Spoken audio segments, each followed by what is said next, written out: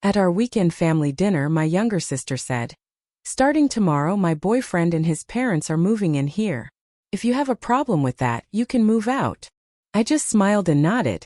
The next morning, they arrived with 3 moving trucks packed with all their belongings. Hours later, when they tried to step through the front doors, they called me in an absolute panic. "What the hell did you do?" "My name is Evelyn Finch. I'm 38 years old, and I bought my $4 million villa in the Federal Heights neighborhood of Salt Lake City, with 16 years of my own hard work in commercial real estate. Every brick of that 5,000 square foot house belongs to me." Yet my 26-year-old sister stood in my dining room and handed my home over to a family of grifters who hadn't contributed a single dime. She assumed I would back down, hand over my keys, and walk away quietly. They thought they had one. But what was waiting for them inside that foyer made my sister drop her keys onto the cold marble floor. That 5,000 square foot villa on the hills of Federal Heights was never meant to echo with silence. But that was all it offered me after the final chapter of my family history closed. A decade earlier, my father, Arthur Finch, suffered a sudden cardiac event that took him from us before he could ever enjoy retirement. He was 61, still working full days at the auto parts distributorship he'd built from nothing, still telling my mother he'd slow down after this next contract. He never got the chance. That loss left my mother, Stella Finch, to carry the emotional weight of raising our family alone, while I poured everything into building a career in commercial real estate. For 16 grueling years, I traded personal milestones for corporate transactions. Missed birthdays, missed a wedding I was supposed to be a bridesmaid in, missed the version of my 20s where you're allowed to be reckless, working 60-hour weeks until I finally had enough capital to buy the property of our dreams. I remember standing in the empty living room the day I got the keys, before a single piece of furniture had arrived, and calling my mother just to hear her cry happy tears down the phone line. But life has a cruel sense of timing. Just as I made the final wire transfer for the estate, Mom was diagnosed with an aggressive illness that drained her over 3 agonizing years. I spent every available hour juggling property acquisitions by day and sitting beside her hospital bed by night, trying to negotiate deals in hospital parking lots between visiting hours, trying to buy back time with money the way I'd bought everything else in my life. It never works that way, but I tried anyway. She passed away in the upstairs master bedroom 2 years ago. In the room with the Italian marble en suite and the panoramic mountain view I'd chosen specifically because I thought it would bring her peace. Did for a while. Afterward, it just brought me an unbearable kind of quiet. Grieving both parents, I found myself wandering hallways that felt more like a museum than a home. I'd bought a 5-bedroom house and was using one of them. I'd cook dinner for one and eat it standing at the kitchen island because the dining table felt too large for a single plate. That was the vulnerable window when my younger sister, Roxy Finch, came back into my daily life. At 26, Roxy had spent her life shielded from the financial realities I'd faced in my 20s.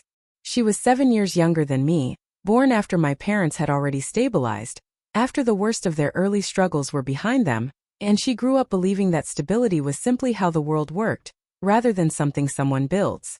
After Mom's death, she called me crying, saying that living alone in her downtown apartment was destroying her mental health, that every room reminded her of family dinners we used to have, that she couldn't sleep.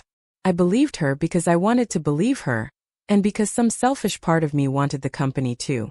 Driven by a misplaced sense of protectiveness and a wish to bring some warmth back into those echoing rooms, I opened my doors and invited her to move into the estate rent-free. I wanted us to heal together. Quiet evenings by the fireplace, rebuilding the connection our busy lives had fractured. I even imagined us cooking Sunday dinners the way Mom used to, the two of us finally becoming the kind of sisters who called each other just to talk. For a few weeks it felt comforting. She filled the kitchen with the smell of her cooking again. She left her shoes by the door the way she had as a teenager. For a little while, the house stopped feeling like a museum. But luxury estates have a way of shifting people's behavior, especially when someone is handed the keys to a multimillion-dollar lifestyle without ever having earned a dollar of it.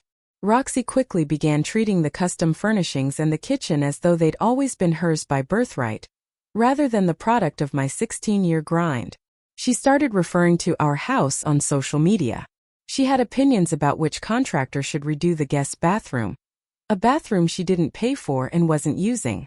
The real fracture came 4 months later, with the arrival of a man named Brick Vance. At 30, he introduced himself as a freelance financial consultant, whose big break was supposedly just around the corner, always one deal away, always waiting on a client who was about to close.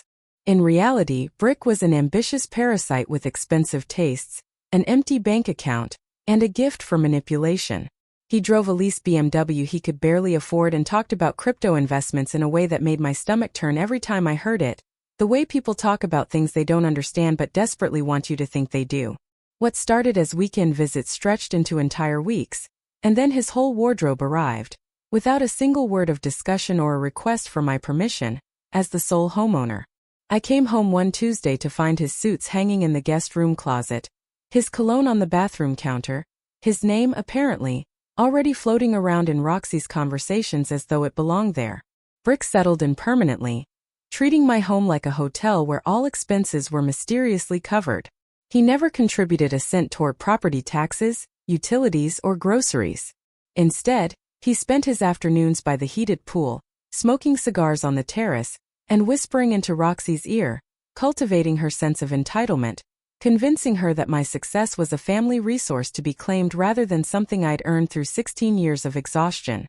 I watched my own home get quietly subverted from within, and I could feel a storm building that I was only beginning to see clearly. 6 months after Brick moved in, the basic boundaries of my own house disappeared. Coming home from demanding negotiations, I increasingly felt like an intruder in the home I'd spent 16 years financing. I'd walk in and find people I didn't know sitting in my living room, Brick's college friends apparently, just hanging out. I'd find my refrigerator stocked with things I hadn't bought and my own groceries gone. Small things. The kind of small things that, taken individually, sound petty to complain about, and taken together, mean you've stopped being the person whose house it is. The breaking point came on a rainy Tuesday when I walked into the ground floor wing expecting to reach my home office, and instead found construction workers tearing out my mahogany bookshelves and filing cabinets to make room for a gaming screen and a pool table. Sawdust everywhere. My grandfather's old roll-top desk, the one piece of furniture I actually had sentimental attachment to, pushed into a corner under a drop cloth like garbage waiting for pickup.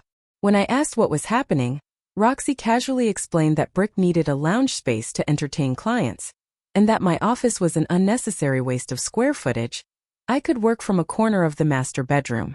Brick just smirked from the leather couch, sipping my good whiskey, offering a half-hearted apology for forgetting to text me about the renovation crew.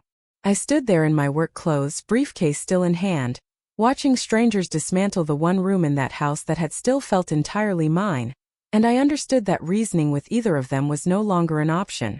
2 weeks later came a cruel, unforgivable act directed at Essie Bishop, our longtime housekeeper. Essie had served our family for 18 years and cared for my mother through her final months with real tenderness. She was the one who learned how to braid Mom's thinning hair so it wouldn't hurt her scalp, the one who sat with her on the nights I couldn't leave a closing early enough to make it. When she gently asked Brick to clean up his mess in the kitchen, Roxy took offense on his behalf, and without ever speaking to me, fired Essie by voicemail. A voicemail, 18 years of loyalty, ended in a 90-second message. When Essie came to me in tears, playing me the message where my sister accused her of disrespecting the new structure of the home, my heart broke in a way that surprised even me. I'd absorbed a lot from Roxy and Brick by then, but this was the first thing that felt unforgivable rather than merely infuriating. Rather than starting a screaming match that would only validate their behavior, I handled it quietly. I apologized to Essie on my family's behalf, made sure she received 3 full years of severance, and quietly set up a fully funded retirement annuity that guaranteed her financial security for life. I sat with her in my kitchen, the one Roxy hadn't yet claimed, and told her that whatever my sister thought she owned in that house, Essie's dignity wasn't part of it. She had given us her best years, and I wasn't going to let her suffer for my sister's failings, or let 18 years of loyalty end with a voicemail and nothing else. To protect my own peace and stay focused on my work, I made a tactical decision. I moved out of the main house and into the carriage house at the back of the property, self-contained with its own entrance, kitchenette, and secure gate. I told myself it was strategic, not a retreat, though some nights it felt like both.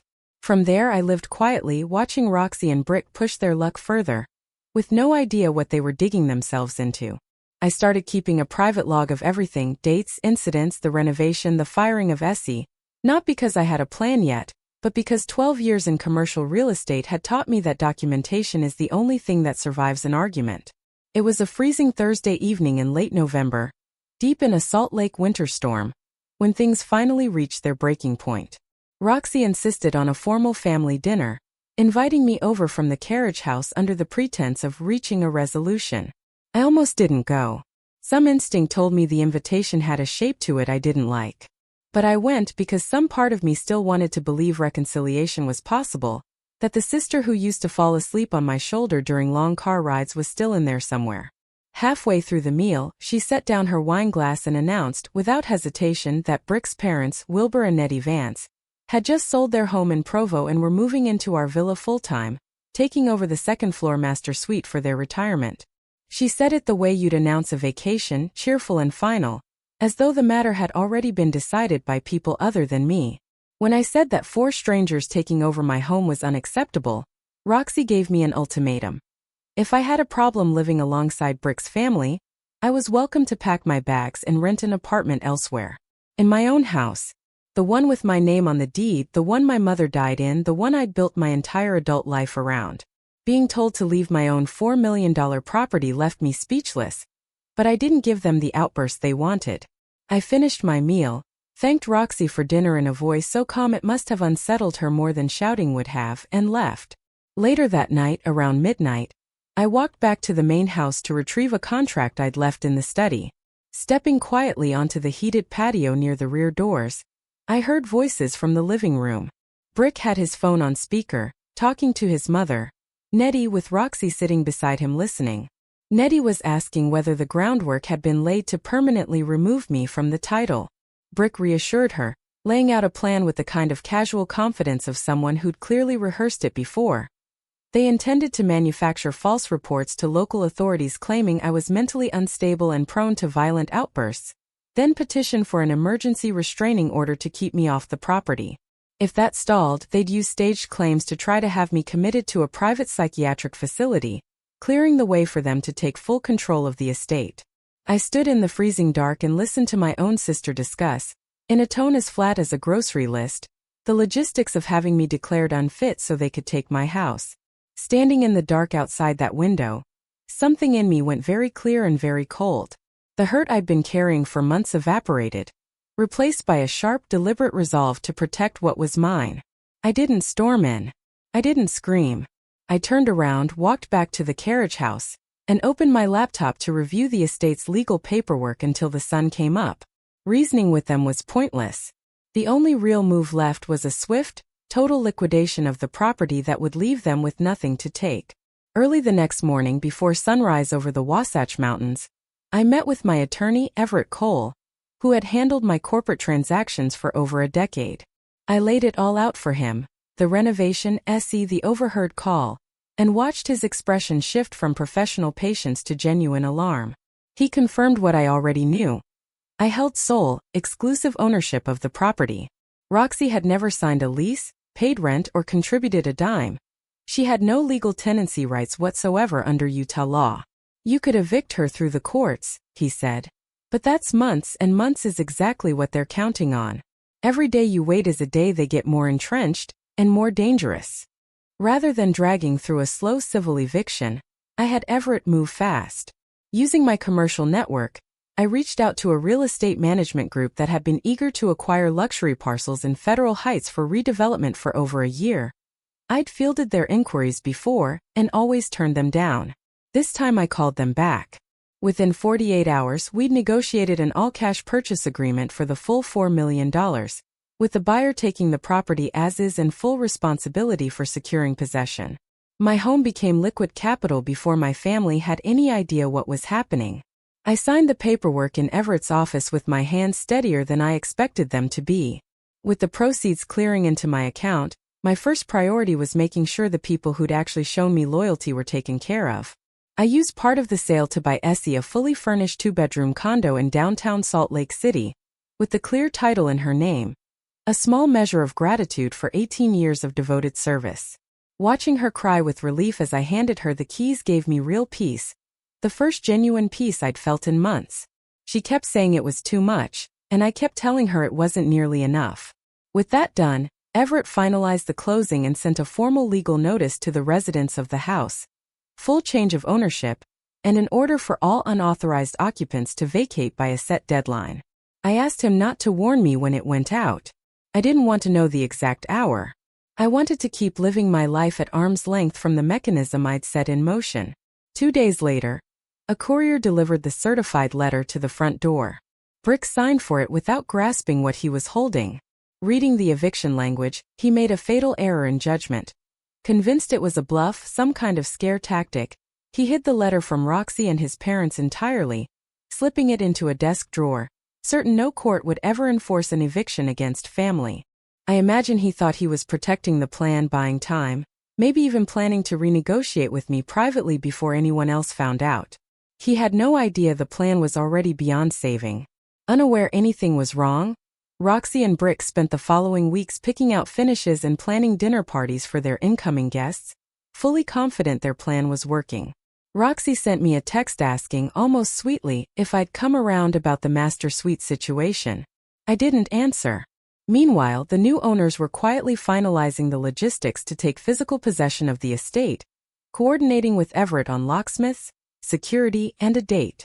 On a snow-covered Tuesday morning in mid-December, 3 moving trucks from Provo pulled up the long driveway. Wilbur and Nettie stepped out with wide, triumphant smiles, wrapping their coats tight against the cold, marveling at the estate they believed was about to be theirs for the rest of their lives. Brick walked down the front steps with an easy, proprietary swagger, motioning for the movers to start unloading furniture into the foyer like a man welcoming guests into his own home. Then the front door swung open, and the reunion came to a sudden halt. Waiting inside wasn't a welcoming family. It was a line of corporate representatives standing in silence. Everett stood at the center with the senior asset manager of the new ownership group. 2 uniformed police officers stood near the staircase, there only to keep the peace during the handover. Beside them, a crew of locksmiths and security technicians waited with keypads and seal tags, ready to begin resecuring the property the moment the building was clear. Nettie froze in the doorway, her smile dissolving into confusion, one gloved hand still resting on a moving box. Brick's stomach dropped the moment he saw the officers' badges catching the light. Everett stepped forward and calmly introduced the new owners, producing the recorded deed transfer and explaining, in the flat, unhurried language lawyers use for exactly this purpose, that the title had been fully acquired through a completed corporate purchase. Roxy came rushing down in her robe just in time to hear it, and stood frozen on the marble floor as her keys slipped from her trembling hand and clattered onto the stone. "Where's Evelyn?"